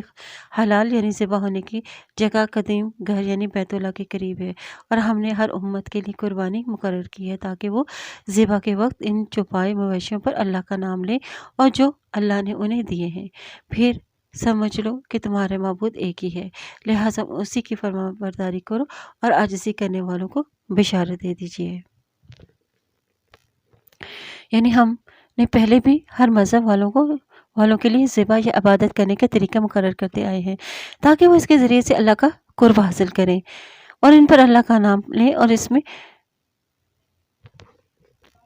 اور صرف نماز اور قربانی صرف اللہ ہی کے لیے ہو، اس کے فرما بردار بن جاؤ۔ وبشر المخبتین، یعنی خوشخبری دے دو عاجزانہ روش اختیار کرنے والوں کو۔ اب مخبتین کا کردار کیسا ہوتا ہے؟ الذین اذا ذکر اللہ وجلت قلوبہم والصابرین علی ما اصابہم والمقیم الصلاۃ ومما رزقناہم ينفقون، یعنی وہ لوگ کہ جب اللہ کا ذکر کیا جاتا ہے تو ان کے دل ڈر جاتے ہیں، اور جو صابر ہیں اور اس تکلیف پر جو انہیں پہنچے، اور جو نماز کام کرنے والے ہیں، اور ہم نے انہیں جو رزق دیا ہے اس میں سے وہ خرچ کرتے ہیں، اور قربانی کے اونٹ بھی جنہیں ہم نے تمہارے لیے اللہ کے شاعر بنائے ہیں، اور تمہارے لیے ان میں بھلائی ہے، لہٰذا نہر کے وقت جب وہ پاؤں بندھے کھڑے ہوں تو تم ان پر اللہ کا نام لو، پھر جب وہ پہلو کے بل گر جائے تو تم ان کا گوشت کھاؤ، اور قناعت پسندی اور سوالی محتاجی کو بھی کھلائیں، اور اسی طرح ہم نے چھپائے تمہارے تابع کر دی ہیں تاکہ تم شکر کرو۔ اور اللہ تک ان قربانی کے جانوروں کا گوشت ہرگز نہیں پہنچتا، اور نہ ہی ان کا خون، لیکن اس تک تمہارا تقویٰ پہنچتا ہے۔ اسی طرح اس نے ان چپایوں کو تمہارے تابع کر دیا ہے تاکہ تم اللہ کی بڑائی بیان کرو کہ اس نے تمہیں ہدایت دی، اور نیکی کرنے والوں کو بشارت دیجیے۔ ان اللہ یدافع عن الذین آمنوا ان اللہ لا یحب کل خوان کفور، یقیناً اللہ ایمان والوں کا دفاع کرتا ہے، اور بے شک اللہ ہر خائن اور ناشکرے کو پسند نہیں کرتا۔ اور جن لوگوں سے لڑائی کی جاتی ہے انہیں جہاد کی اجازت دی گئی ہے، اس لیے کہ ان پر ظلم ہوا ہے، اور یقیناً اللہ ان کی مدد کرنے پر قادر ہے۔ جنگ کا مقصد کیا ہوتا ہے کہ ظلم کا خاتمہ اور اللہ کا کلمہ بلند کرنا ہے۔ یہ اجازت پہلی ہجری کے آخر میں انہیں ملی۔ جنگ کی پہلی اجازت نہ دینے کی حکمت کیا تھی کہ شروع میں مسلمانوں کی تعداد چونکہ کم تھی اور وسائل بھی کم تھے، اور اللہ نے ان میں صبر پیدا کرنا چاہتے تھے۔ بے شک اللہ اہل ایمان کی مدد کرنے پر قادر ہے۔ اور وہ لوگ جنہیں ان کے گھروں سے ناحق نکال دیا گیا صرف اس لیے کہ وہ کہتے تھے کہ ہمارا رب اللہ ہے، اور اگر اللہ لوگوں میں سے بعض کو بعض کے ذریعے سے دفع نہ کرتا تو بلا شبہ گرجے، خانقاہیں اور یہودی عبادت خانے، مسجدیں ڈھا دی جاتی جن میں اللہ کا نام بکثرت ذکر کیا جاتا ہے، اور اللہ صرف اس کی مدد کرے گا جو اس کے دین کی مدد کرے گا، اور بے شک اللہ بہت ہی قوت والا اور غالب ہے۔ اب اس آیت میں مسلمانوں پر جو بھی ظلم ہوا اس کی تفصیل بیان کی گئی ہے کہ اہل ایمان والوں پر ظلم کیا تھا۔ جن مسلمانوں کو اس کی وجہ سے انہیں اپنے گھروں سے جو ہے وہ نکل جانے کو کہا گیا تھا، یہ اس وجہ سے کہ انہوں نے کہا تھا کہ ہمارا رب اللہ ہے، اور یہ بات بت پرستوں کو پسند نہ تھی۔ اللہ کا قانون دفع کیا ہے کہ دفع اللہ الناس بعضهم ببعض، یعنی ایک گروہ کو دوسرے گروہ کے ذریعے سے ختم کر دیا۔ مثلا اللہ تعالیٰ نے روس کو افغانستان کے ذریعے سے اس کی طاقت کو ختم کر دیا تھا، اور جالوت اقتدار والا تھا، طالوت کے ذریعے اس کی قوت کو، طاقت کو ختم کر دیا گیا۔ ان کے ظلم کا نتیجہ کیا نکلا کہ انہیں ان کے خانقاہیں، ان کے گرجے، عبادت گاہیں، ان کی مسجدیں جو تھیں وہ ختم کر دی گئی، ڈھا دی گئی۔ اور بعض کو بعض کے ذریعے ہٹانے کا مقصد کیا تھا کہ اگر کسی قوم کا زیادہ دیر تک اقتدار میں نہ رہے تو ان کے اندر سرکشی پیدا ہو جاتی ہے جو فساد کا باعث بنتی ہے، اور زمین میں اتنا فساد پھیل جائے کہ عبادت گاہیں ختم ہو جائیں۔ اور یہ وہ لوگ ہیں جنہیں اگر ہم زمین میں اقتدار بخشیں تو وہ نماز قائم کرے اور زکوٰۃ دے اور نیکی کا حکم دے اور برائی سے روکے، اور تمام امور کا انجام اللہ کے اختیار میں ہے۔ یہاں نماز قائم کرنے کا مطلب یہ ہے کہ ہر مسلمان مرد و عورت پر فرض ہے کہ وہ باقاعدگی سے دن اور رات میں 5 نمازیں مقررہ اوقات میں ادا کریں، مرد مسجد میں جماعت کے ساتھ اور عورتیں گھر میں، جیسا کہ نبی صلی اللہ علیہ وسلم نے فرمایا کہ جب تمہارے بچے 7 سال کے ہو جائیں تو انہیں نماز پڑھنے کا حکم دو، اور جب وہ 10 سال کے ہو جائے تو انہیں نماز نہ ادا کرنے پر ان کی پٹائی کرو۔ وَإِن يُكَذِّبُوكَ فَقَدْ كَذَّبَتْ قَبْلَهُمْ قَوْمُ نُوحٍ وَعَادٌ وَثَمُودَ، اور اے نبی صلی اللہ علیہ وسلم اگر وہ آپ کو چٹلائیں تو بلا شبہ ان سے پہلے قوم نوح، قوم عاد اور قوم ثمود نے بھی اپنے اپنے انبیاء کو چٹلایا، اور قوم ابراہیم اور قوم لوط نے بھی، اور مدینہ والوں نے بھی، اور موسیٰ علیہ السلام کو بھی چٹلایا گیا۔ پہلے تو میں نے کافروں کو ڈھیل دی اور پھر میں نے انہیں پکڑ لیا، چنانچہ کیسا تھا میرا عذاب۔ چنانچہ کتنی ہی بستیاں ہیں کہ ہم نے انہیں ہلاک کر دیا جبکہ وہ ظالم تھی، تو وہ گری پڑی ہیں اپنی چھتوں پر، اور کتنے ہی کنویں بیکار اور کتنے ہی مضبوط محل ویران پڑے ہیں۔ کیا پھر وہ زمین میں چل پھر کر نہیں دیکھتے کہ ان کے دل ہوتے کہ جس سے وہ سمجھتے، یا کان ہوتے جس سے وہ سنتے؟ بس بے شک ان کی آنکھیں اندھی نہیں ہوتی بلکہ ان کے دل اندھے ہو جاتے ہیں جو ان کے سینوں میں ہیں، کیونکہ وہ حق بات کو قبول نہیں کرتے، اور ان واقعات سے بھی نصیحت اور عبرت نہیں حاصل کرتے۔ ان کے سینوں میں حق بات کو قبول کرنے کی صلاحیت ہی نہیں۔ وَيَسْتَعْجِلُونَكَ بِالْعَذَابِ وَلَن يُخْلِفَ اللَّهُ وَعْدَهُ وَإِنَّ يَوْمًا عِندَ رَبِّكَ كَأَلْفِ سَنَةٍ مِّمَّا تَعُدُّونَ، اور وہ آپ سے جلدی عذاب مانگتے ہیں، یعنی اہل مکہ، اور اللہ اپنے وعدے کے خلاف نہیں کرے گا۔ بلا شبہ آپ کے رب کے ہاں ایک دن تمہاری گنتی کے حساب سے 1000 کے برس کی طرح ہیں، اور کتنی ہی بستیاں ہیں اور ہم نے انہیں ڈھیل دی جبکہ وہ ظالم تھی، پھر میں نے انہیں پکڑ لیا، اور میری ہی طرف سب کی واپسی ہے۔ یا ایہا الناس انما انا لکم نذیر مبین، کہہ دیجئے اے لوگو میں تو بس تمہیں کھلم کھلا ڈرانے والا ہوں۔ یعنی یہ کفاروں اور مشرکین کے مطالبہ عذاب پر کہا جا رہا ہے کہ میرا کام تو ڈرانا ہے، نذیر مبین یعنی آخرت و قیامت کے خطرے سے آگاہ کرنا ہے، عذاب بھیجنا یہ اللہ کا کام ہے۔ چنانچہ جو لوگ ایمان لائے اور نیک عمل کرتے رہے ان کے لیے مغفرت اور عزت کا رزق ہے، اور جن لوگوں نے ہمیں عاجز کرنے کے لیے ہماری آیات کو ہرانے کی کوشش کی اور وہی دوزخ والے ہیں۔ اور ہم نے آپ سے پہلے جو بھی رسول اور نبی بھیجے وہ سب جب وہ تلاوت کرتے تو شیطان اس کی تلاوت میں اپنی طرف سے کچھ ڈال دیتا، پھر اللہ اسے مٹا دیتا جو شیطان نے وسوسہ ڈالا تھا، پھر اللہ اپنی آیات کو محکم کر دیتا، اور اللہ علیم حکیم ہے۔ یعنی یہاں بعض مفسرین نے اس قصے کو بیان کیا ہے جو محققین کے نزدیک ثابت ہی نہیں، اس لیے اسے یہاں پیش کرنے کی ضرورت نہیں سمجھی گئی تھی۔ اب یہاں نبی صلی اللہ علیہ وسلم کی تمنا کیا تھی کہ تلاوت کرنے کی خواہش تھی، اور شیطان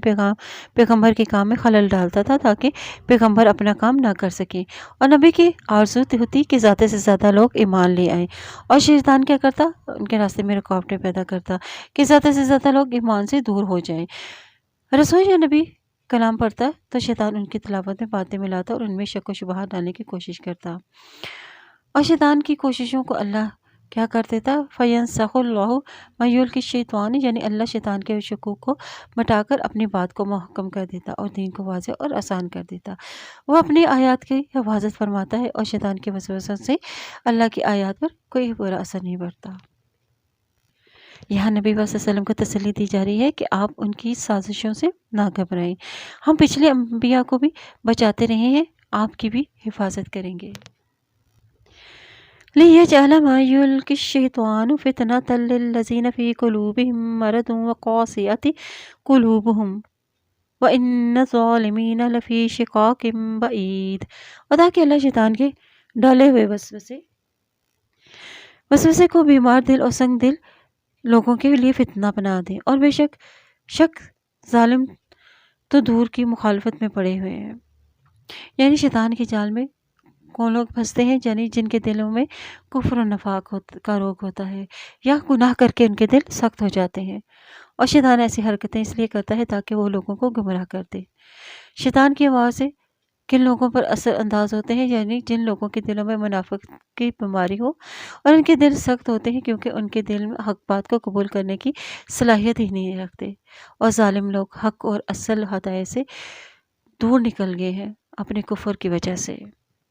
اور تاکہ وہ لوگ بھی جان لیں جنہیں علم دیا گیا تھا کہ بے شک یہ قرآن آپ کے رب کی طرف سے حق ہے، پھر وہ اس میں ایمان لائیں تو ان کے لیے ان کے دل اس حق کے آگے جھک جائیں، اور بے شک اللہ تعالیٰ ایمان لانے والے لوگوں کو ضرور صراط مستقیم کی طرف ہدایت دیتا ہے، اور کافر اس قرآن کی بابت ہمیشہ شک میں رہیں گے حتیٰ کہ ان پر اچانک قیامت آ جائے یا ان پر نہایت ہی منحوس دن کا عذاب آ جائے۔ الملک یومئذ للہ یحکم بینہم فالذین آمنوا وعملوا الصالحات فی جنات النعیم، اور اس دن بادشاہی اللہ ہی کی ہوگی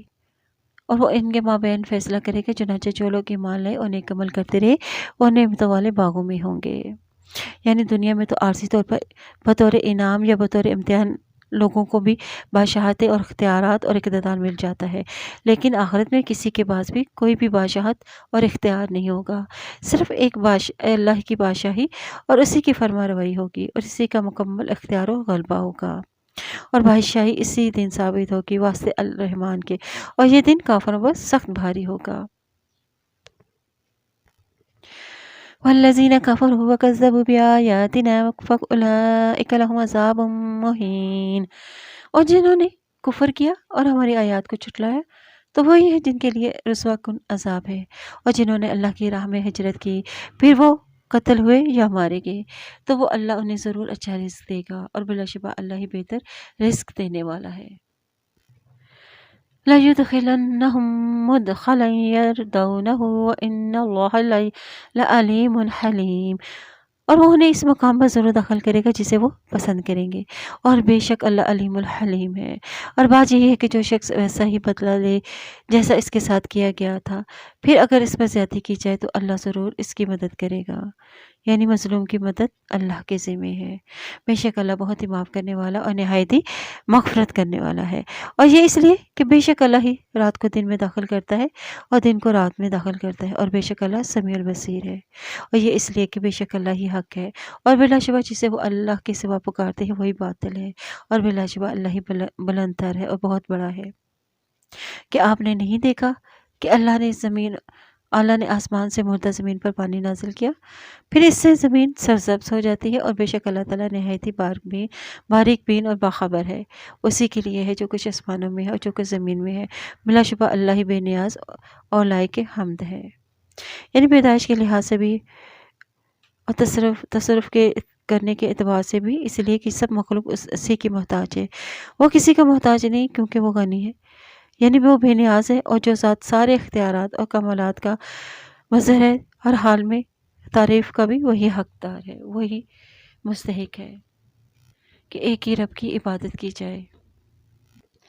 کیا آپ نے نہیں دیکھا کہ بے شک اللہ نے تمہارے لیے مسخر کیا جو کچھ زمین میں ہے، اور کشتیاں جو اس کے حکم سے سمندر میں چلتی ہیں، اور وہ آسمان کو تھامے ہوئے ہے، اس کے اذن کے بغیر وہ زمین پر نہ گرے۔ بے شک اللہ لوگوں کے لیے رؤوف الرحیم ہے، اور وہی جس نے تمہیں حیات دی اور پھر تمہیں موت دے گا، پھر حیات دے گا۔ بے شک اللہ بڑا ہی ناشکر، یعنی یہ ظلم، اور بے شک انسان بڑا ہی ناشکرا ہے۔ اب اس آیت میں اللہ تعالیٰ کی قدرتوں کا ذکر ہے کہ اللہ کو پہچانو، کہ اللہ نے زمین کو تمہارے لیے مسخر کیا، زمین کی تمام چیزیں، نباتات، حیوانات، جمادات، جن سے انسان فیض یاب ہوتا رہتا ہے، یہ سب تمہارے ہی فائدے اور کام کے لیے اللہ تعالیٰ نے بنائے ہیں۔ آگے مزید اللہ کی قدرت کا ذکر ہے کہ سمندر میں کشتیاں اللہ کے حکم سے چلتی ہیں، اگر وہ چاہے تو آسمان زمین پر گر پڑے، جس سے زمین کی ہر چیز تباہ ہو جائے، لیکن ہاں قیامت والے دن اللہ کی مشیت سے آسمان ٹوٹ پھوٹ کا شکار ہو جائے گا، اس لیے کہ یہ سب چیزیں اللہ ہی کے انعامات ہیں جو اس نے اپنے انسانوں کے لیے بنائی ہیں، لیکن انسان کا کیا رویہ ہے کہ وہ بڑا ہی ناشکرا ہے۔ ان الانسان لکفور، یعنی ان تمام نعمتوں کے ملنے کے باوجود بھی انسان اللہ کا حق نہیں پہچانتا، اور ہر امت کے لیے ہم نے طریقہ عبادت مقرر کیے ہیں، وہ اس پر عمل پیرا ہیں، لہٰذا انہیں اس عمر میں آپ سے جھگڑا نہیں کرنا چاہیے، اور آپ اپنے رب کی طرف دعوت دیں، یقیناً آپ راہ راست پر ہیں، اور اگر وہ آپ سے جھگڑیں تو آپ کہہ دیجئے تم جو عمل کرتے ہو اللہ اسے خوب جانتا ہے، اور اللہ یوم قیامت تمہارے مابین ان باتوں کا فیصلہ کرے گا جن میں تم اختلاف کرتے رہتے ہو۔ کیا آپ نہیں جانتے کہ بے شک اللہ ہی جانتا ہے جو کچھ آسمان اور زمین میں ہے؟ بلا شبہ یہ سب کچھ کتاب یعنی لوح محفوظ میں درج ہے، بے شک یہ اللہ پر بالکل آسان ہے، اور وہ مشرک اللہ کے سوا اس کی چیز کی عبادت کرتے ہیں جس کی اللہ نے انہیں کوئی سند نازل نہیں کی، اور جس کا انہیں کچھ علم بھی نہیں، اور ان ظالموں کا کوئی مددگار نہ ہوگا۔ اور جب ان کو ہماری واضح آیات سنائی جاتی ہیں تو آپ ان کافروں کے چہروں پر ناگواری پہچانتے ہیں، لگتا ہے کہ وہ ان لوگوں پر چڑھ دوڑیں گے جو انہیں ہماری آیات پڑھ کر سناتے ہیں، اور کہہ دیجئے کہ کیا پھر تمہیں اس سے بدتر کی خبریں دوں، یعنی وہ آگ جس کا اللہ نے کافروں سے وعدہ کر رکھا ہے کہ وہ بہت ہی بری ہے، وہ لوٹنے کی جگہ۔ یا ایھا الناس ضرب مثل فاستمعوا له ان الذین تدعون من دون اللہ لن يخلقوا ذبابا ولو اجتمعوا له وإن يسلبهم الذباب شيئا لا يستنقذوه منه ضعف الطالب والمطلوب۔ اے لوگو، ایک مثال بیان کی جاتی ہے، لہذا تم اسے غور سے سنو۔ بے شک جنہیں تم اللہ کے سوا پکارتے ہو وہ ایک مکھی بھی پیدا نہیں کر سکتے، اگرچہ وہ سارے بھی اس کے لیے جمع ہو جائیں، اور اگر مکھی ان سے کچھ چھین لے تو وہ اس سے چھڑا نہیں سکتے۔ طالب اور مطلوب یعنی عابد اور معبود سب ہی کمزور ہیں۔ یعنی یہاں میں ایک مثال بیان کی گئی ہے کہ وہ اے لوگو بس توجہ سے سنو یہ مثال کو، وہ معبود جنہیں تم اللہ کے سوا پکارتے ہو، مدد کے لیے پکارتے ہو، یہ سارے کے سارے تمہارے معبود جمع ہو کر بھی ایک حقیر سی مخلوق پیدا نہیں کر سکتے۔ یعنی مکھی کو حقیر اس لیے بھی کہا گیا ہے کہ وہ جہاں کہیں بھی بیٹھتی ہے اسے وہاں سے اڑا دیا جاتا ہے، اور یہ ان کی مزید بے بسی کا اظہار ہے کہ پیدا کرنا تو درکنار دور کی بات، یہ تو مکھی کو پکڑ کر اس سے اپنی چیز بھی واپس نہیں لے سکتے۔ مکھی بت اور مانگنے والا معبود ہے، یعنی مانگنے والا اور معبود دونوں اس قدر کمزور ہیں کہ مانگنے والے کو مانگنا کوئی فائدہ نہیں دے گا، اور انہوں نے اللہ کی قدر نہیں جس طرح اس کی قدر کرنے کا حق ہے۔ بے شک اللہ بہت ہی قوی اور نہایت غالب ہے، اور اللہ فرشتوں میں سے کچھ پیغام رساں چن لیتا ہے اور لوگوں میں سے بھی یقیناً اللہ سمیع البصیر ہے، وہ جانتا ہے جو کچھ اس کے سامنے ہے اور جو کچھ اس کے پیچھے ہے، اور اللہ ہی کی طرف تمام امور لوٹائے جاتے ہیں۔ اے ایمان والو، رکوع کرو، سجدہ کرو اور اپنے رب کی عبادت کرو اور بھلائی کے کام کرو تاکہ تم فلاح پا جاؤ۔ یعنی کامیاب ہونے کے لیے ایمان والوں کو رکوع اور سجود اور اپنے رب کی عبادت اور بھلائی کرنے کا حکم دیا گیا ہے۔ وَافْعَلُوا الْخَيْرِ یعنی ہر نیکی اور ہر بھلائی کے کام، تمہاری بھلائی کا اثر ساری مخلوق کو ہو، اپنے اعمال کی فکر کرو۔ وَجَاهِدُوا فِي اللَّهِ حَقَّ جِهَادِهِ اور تم اللہ کے راہ میں جہاد کرو جیسا کہ جہاد کرنے کا حق ہے، یعنی مال و جان و مال اور دیگر وسائل کے ساتھ، اور اس نے تمہیں اپنے دین کے لیے چن لیا ہے، یعنی اپنے دین کے کاموں کے لیے، اور اس نے دین میں سے تمہارے لیے کوئی تنگی نہیں رکھی، یعنی دین میں بہت ہی آسانی ہے۔ نبی صلی اللہ علیہ وسلم کا ارشاد ہے کہ اللہ کا پسندیدہ دین وہ ہے جو سیدھا اور معتدل ہے، یعنی آسان ہے۔ آپ صلی اللہ علیہ وسلم نے مزید فرمایا کہ بے شک دین اسلام بہت ہی آسان ہے، اور جو کوئی اس دین میں ناروا سختی کرے گا تو وہ دین پر اس پر غالب آ جائے گا، چنانچہ تم میانہ روی اختیار کرو اور صبح شام اور رات کے آخری حصے میں بھی عبادت گزاری کر کے مدد و قوت حاصل کرو، اور اپنے باپ ابراہیم علیہ السلام کی ملت کا اتباع کرو، اور اللہ نے پہلے بھی تمہارا نام مسلمان رکھا تھا اور اس قرآن میں بھی تمہارا یہی نام ہے تاکہ رسول تم پر شاہد ہو اور تم لوگوں پر شاہد ہو جاؤ، لہٰذا تم نماز قائم کرو، زکوٰۃ دو اور اللہ کے دین کو مضبوطی سے تھامو، وہی تمہارا کارساز ہے اور وہی بہترین کارساز اور بہترین مددگار ہے۔ ملت ابیکم ابراہیم، ملت یعنی طریقہ، ابیکم ابراہیم یعنی جب دین عمل میں ڈھل جائے تو وہ ملت بن جاتا ہے، اس سے مراد توحید ہے۔ عرب ابراہیم علیہ السلام کی اولاد تھے، تمام مسلمانوں کے روحانی باپ ہیں۔ ابراہیم علیہ السلام کی دعا ہے سماکم المسلمین من قبل و فی ھذا، یعنی من قبل سے مراد یعنی پچھلی امتوں میں سب کا نام مسلم تھا، اور فی ھذا اور نبی صلی اللہ علیہ وسلم کی امت میں بھی اس کا نام مسلم ہے، تاکہ رسول گواہ ہوں تم پر، یعنی حق کی گواہی اور توحید کی گواہی کے حق کا پیغام پہنچا دیا، اور تم سب ہو جاؤ گواہ لوگوں پر کہ لوگوں تک اللہ کا پیغام پہنچا دیا گیا ہے۔ اب دین کی خدمت کرنے کے لیے کیا چیزیں ضروری ہیں؟ اس کے لیے نماز کو قائم کرنا، زکوٰۃ ادا کرنا اور اللہ کو مضبوطی سے تھام لینا اور اللہ پر مکمل بھروسہ کرنا، ہر کام میں اسی سے مدد مانگنا، اللہ کے ساتھ اپنے تعلق کو مضبوط کرنا، اور اصل مدد اللہ ہی کی طرف سے آتی ہے۔ ملت ابیکم ابراہیم یعنی عرب اسماعیل علیہ السلام کی اولاد میں سے تھے، اور اس اعتبار سے حضرت ابراہیم علیہ السلام عربوں کے روحانی باپ تھے، اور دیگر مذاہب کے لوگ بھی حضرت ابراہیم علیہ السلام کا احترام کرتے تھے، اور آپ نے دعا کی تھی کہ اے میرے اللہ، میری اولاد میں سے مسلمان اٹھائے، اور امت محمدیہ صلی اللہ علیہ وسلم کے بھی باپ تھے، اور ان کا طریقہ دین اسلام، اس سے مراد توحید ہے۔ ہوا سماکم المسلمین یعنی نزول قرآن سے پہلے تمام نام مسلم حضرت ابراہیم نے، تمام مسلمان جو تھے ان کا نام حضرت ابراہیم علیہ السلام نے ہی رکھا تھا۔ اللہ تعالی ہمیں بھی دین پر استقامت عطا فرمائے، آمین ثم آمین۔ سبحانک اللہم و بحمدک، اشہد ان لا الہ الا انت، استغفرک و اتوب الیک۔